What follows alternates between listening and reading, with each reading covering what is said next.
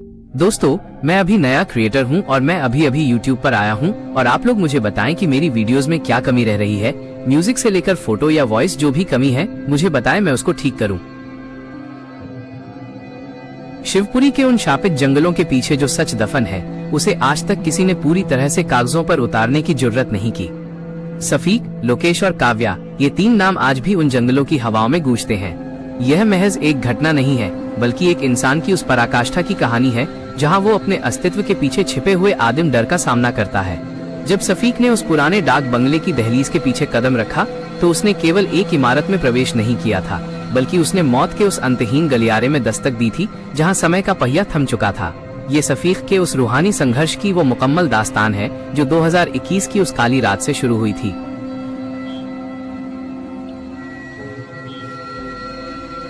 2021 की वह उमस भरी और बोझिल रात सफीक की यादों के पीछे एक भूखे और खुखार शिकारी की तरह कुंडली मारकर बैठी है। सफीक, जो हमेशा अपनी बेबाक निडरता के पीछे खुद को एक अजेय योद्धा समझता था, उस रात अपनी टीम के साथ शिवपुरी के उस जंगल के सबसे प्राचीन हिस्से के पीछे पहुंचा था।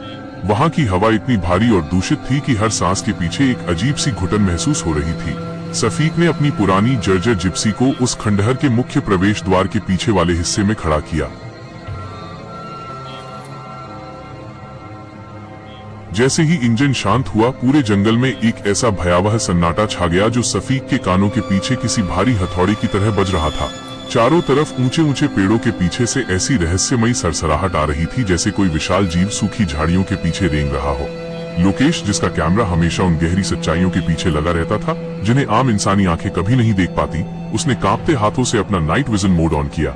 कैमरा उठाते ही लोकेश के पूरे जिस्म में एक लहर दौड़ गई और उसके माथे के पीछे से पसीने की ठंडी बूंदें बहने लगी। उसने कैमरे के लेंस के पीछे से जो देखा, उसने उसके होश उड़ा दिए। उसने देखा कि बंगले की हर एक खिड़की के पीछे एक एक कटा हुआ इंसानी सर रखा था। वे सर सूखे या पुराने नहीं थे, बल्कि उनकी कटी हुई गर्दनों के पीछे से ताजा और गाढ़ा खून अभी भी फर्श पर टपक रहा था, और वे बेजान आंखें सफीक की हर एक हरकत के पीछे पागलों की तरह घूम रही थीं। हर कटे हुए सर के पीछे एक अजीब सी धुंधली पीली रोशनी जल रही थी, जो उस मंजर को और भी बीभत्स बना रही थी। काव्या, जो आवाजों के पीछे छिपे हुए गहरे रहस्यों को समझने की माहिर थी, उसने जैसे ही अपना रिकॉर्डिंग हेडफोन लगाया, वो बुरी तरह चीख पड़ी। उसे साफ सुनाई दे रहा था कि उस बंगले की जमीन के पीछे दफन हजारों लोग एक साथ सफीक का नाम पुकार रहे थे। सफीक, हमें यहाँ से बाहर निकालो, वरना तुम भी हमारे पीछे यहीं हमेशा के लिए दफन हो जाओगे। सफीक ने हिम्मत जुटाकर अपनी शक्तिशाली टॉर्च जलाई और उसकी रोशनी बरामदे के पीछे वाले उन भारी खंभों पर डाली। वहां जो मंजर उसके सामने आया, उसने सफीक के पैरों के पीछे की जमीन पूरी तरह खिसका दी। वे खंभे सीमेंट या पत्थर के नहीं बने थे, बल्कि सैकड़ों इंसानी खोपड़ियों और पसलियों को एक एक कर बड़ी बारीकी से जोड़कर तैयार किए गए थे।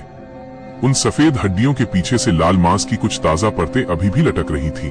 खंभों के पीछे से हजारों काली चींटियां निकल रही थीं, जो इंसानी खून के स्वाद के पीछे पागल होकर रेंग रही थीं। जैसे ही वे तीनों उस बंगले के मुख्य हॉल के पीछे वाले हिस्से में दाखिल हुए, उनके पीछे वाला वो विशाल लकड़ी का दरवाजा किसी बहुत बड़े धमाके के साथ अपने आप बंद हो गया।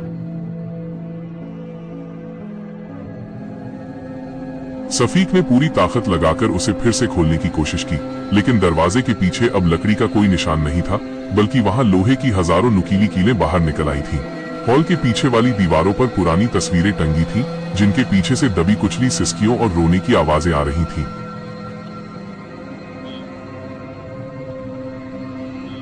सफीक ने अपनी टॉर्च की रोशनी हॉल के बिल्कुल बीचों बीच डाली। वहां एक पुरानी धूल से ढकी हुई विशाल घड़ी लगी थी। उस घड़ी के पेंडुलम के पीछे एक कटा हुआ इंसानी हाथ मोटी रस्सी से बंधा हुआ था। वो पेंडुलम जब भी इधर उधर हिलता, उस हाथ की कटी हुई उंगलियों के पीछे से खून की एक एक बूंद ठंडे फर्श पर गिर रही थी, जिससे वहां जमीन के पीछे एक अजीब सा खौफनाक नक्शा बनता जा रहा था।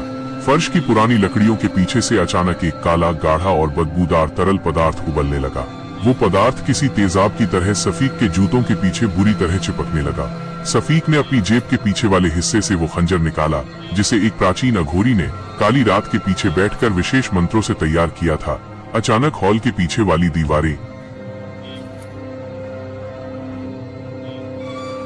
धीरे धीरे खिसककर पास आने लगी। ऐसा लग रहा था जैसे वो पूरा कमरा ही उन्हें जिंदा निगलने के लिए छोटा पड़ता जा रहा हो। कमरे के पीछे रखी भारी कुर्सियां अपने आप हवा में नाचने लगी और उनके पीछे छिपे काले साए सफीक के चेहरे के बिल्कुल पास आने लगे। लोकेश ने अपनी घबराहट को रोकने के लिए कैमरे का फ्लैश जलाया। उस एक क्षण की रोशनी के पीछे उन्होंने जो भयानक नजारा देखा, उसने उनकी रूह को भीतर तक कंपा दिया। छत के पीछे हजारों की तादाद में जिंदा आंखें उगी हुई थीं, इंसानी आंखें जो बिना पलक झपकाए सफीक की हर गति को देख रही थीं। तभी काव्या के शरीर के पीछे से एक बहुत लंबा, सूखा और कोयले जैसा काला हाथ प्रकट हुआ। सफीक ने उसे पकड़कर रोकने की भरपूर कोशिश की, लेकिन वो हाथ काव्या को तेजी से खींचकर सीधे दीवार के पीछे ले गया। काव्या की वो आखिरी खौफनाक चीख बंगले की उन पथरीली दीवारों के पीछे हमेशा के लिए खामोश हो गई। सफीक ने पागलों की तरह उस दीवार के पीछे अपने हाथ मारे, पर वहां सिर्फ ठोस और ठंडा पत्थर था।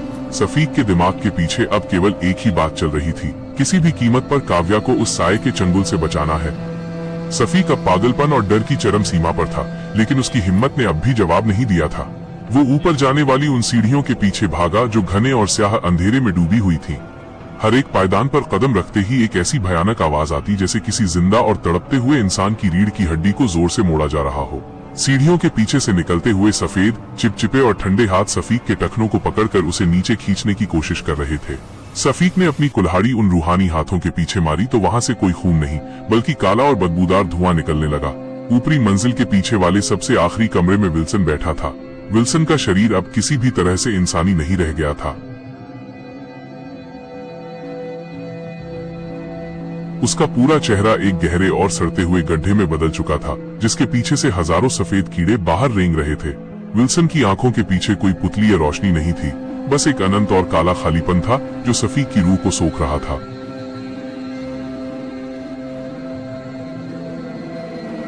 विल्सन ने अपनी एक लंबी और नुकीली उंगली सफीक के सीने के पीछे इतनी गहराई से धंसा दी कि सफीक को अपने खुद के दिल के धड़कने की आवाज अपने कानों के पीछे साफ सुनाई देने लगी। सफीक, विल्सन की वो भारी और गूंजती हुई रूहानी आवाज सफीक के पूरे दिमाग के पीछे गूंज उठी। तुम यहाँ अपनी आजादी ढूंढने आए थे? यहाँ केवल और केवल मेरी गुलामी है।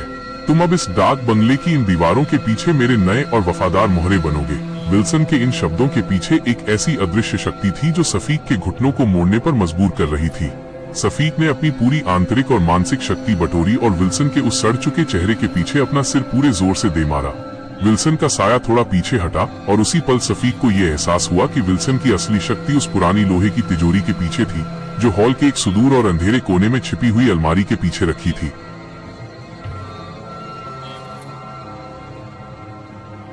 सफीक ने अपनी जान की परवाह किए बिना उस ऊंचे कमरे की खिड़की के पीछे से नीचे हॉल में छलांग लगा दी। फर्श के पीछे से निकलते हुए हजारों काले और चिपचिपे हाथ उसे जकड़ने के लिए हवा में पागलों की तरह लहरा रहे थे। सफीक ने भागकर उस अलमारी के पीछे एक जोरदार टक्कर मारी। भारी अलमारी जमीन पर गिरी और उसके पीछे से वो पुरानी और जंग लगी तिजोरी बाहर निकल आई। सफीक ने तिजोरी के पीछे वाला वो गुप्त भाग बड़ी मुश्किल से खोला। वहां विल्सन का असली दिल एक पुराने कांच के जार के पीछे सुरक्षित रखा था, जो लोहे के काले और मोटे धागों के पीछे बुरी तरह जकड़ा हुआ था। सफीक ने अपनी पूरी ताकत से कुल्हाड़ी उठाई और उस जार के पीछे एक अंतिम वार किया। जैसे ही वो कांच का जार टूटा और वो धड़कता हुआ दिल कटा, एक ऐसी भयानक और रूहानी चीख पूरे जंगल में गूंजी जिसने शिवपुरी के पूरे वातावरण के पीछे तक की शांति को कंपा दिया। वो पूरा डाक बंगला अब आग की उन नीली लपटों के पीछे घिर गया था, जो स्पर्श में बहुत ठंडी थी लेकिन मांस को कोयला बनाने की ताकत रखती थी। सफीक ने जलते हुए मलबे के पीछे देखा कि काव्या और लोकेश अब भी वहां खड़े थे, लेकिन वे अब हाड़ मांस के इंसान नहीं थे। वे सफेद रूहें बन चुके थे जो अब विल्सन के उस सदियों पुराने चंगुल के पीछे से मुक्त हो रही थी। उन्होंने आखिरी बार सफीक के चेहरे के पीछे अपना हाथ फिराया और धुएं के साथ गायब हो गए। सफीक ने खिड़की के पीछे लगी उस मजबूत लोहे की जाली को अपनी कुल्हाड़ी से तोड़ा और उस अनंत अंधेरी खाई के पीछे बिना सोचे समझे छलांग लगा दी। वो गिरता रहा। उसे लगा कि उसके वजूद और समय के पीछे का रास्ता यही खत्म होता है। वो गहराई सफीक के पूरे वजूद के पीछे की आखिरी सीमा थी। जब सफीक की आंखें खुली तो वो शिवपुरी के उस शापित जंगल के पीछे वाली सूखी और कच्ची सड़क पर पड़ा था। सूरज धीरे धीरे पेड़ों के पीछे से निकल रहा था, लेकिन वो सुनहरी रोशनी सफीक की आंखों के पीछे सुइयों की तरह चुभ रही थी।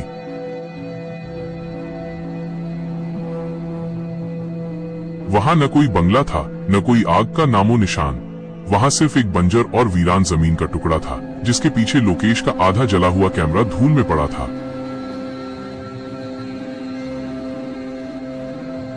सफीक ने कांपते हुए अपनी हथेली के पीछे देखा।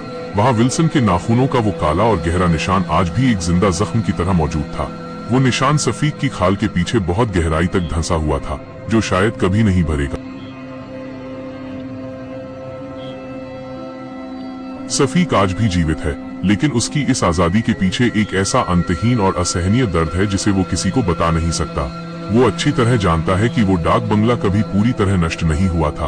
वो तो अब सफीक की अपनी स्मृतियों और सपनों के पीछे एक स्थायी घर बना चुका है। सफीक अब उन रास्तों के पीछे अक्सर भटकता रहता है जहां कभी शांति और सन्नाटा हुआ करता था। उसे आज भी हर पल ये महसूस होता है कि उसकी अपनी परछाई के पीछे कोई साया खड़ा है जो केवल उसे ही दिखाई देता है। वो जब भी पानी पीने के लिए गिलास उठाता है, उसे कांच के पीछे विल्सन का वो सड़ा हुआ चेहरा साफ दिखाई देता है। सफीक की ये दास्तान अब शब्दों के उस विशाल और असीमित सागर को पार कर चुकी है। सफीक ने उस खौफनाक रात को अपनी रूह के पीछे छिपे हुए डर को हमेशा के लिए जला दिया था। शिवपुरी के उन खंडहरों के पीछे आज भी एक गहरा सन्नाटा पसरा हुआ है, लेकिन वो सन्नाटा अब सफीक की उस महान जीत का मूक गवाह है। सफीक अब किसी का मोहताज नहीं है, वो तो बस एक आजाद रूह है जो उन घने जंगलों के पीछे अपनी अगली रूहानी मंजिल की तलाश कर रहा है। सफीक की ये अमर दास्तान उन काली, डरावनी और लंबी रातों के पीछे जलती हुई एक मशाल की तरह हमेशा रोशन रहेगी।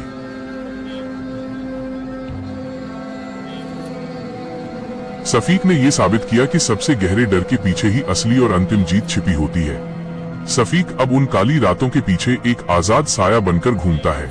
सफीक की आंखों के पीछे अब वो पुराना खौफ नहीं, बल्कि एक कठिन जंग जीतने की दिव्य चमक और शांति है। सफीक अब कभी भी अपने अतीत के पीछे मुड़कर नहीं देखता, क्योंकि उसे ये भली भांति पता है कि जो कुछ भी डरावना था वो उस पुराने दरवाजे के पीछे ही छूट गया है। सफीक की ये महान विजय गाथा अब समय और काल के पीछे हमेशा हमेशा के लिए अमर हो चुकी है। वो अब आजाद है। सफीक की ये दास्तान अब पूरी हुई।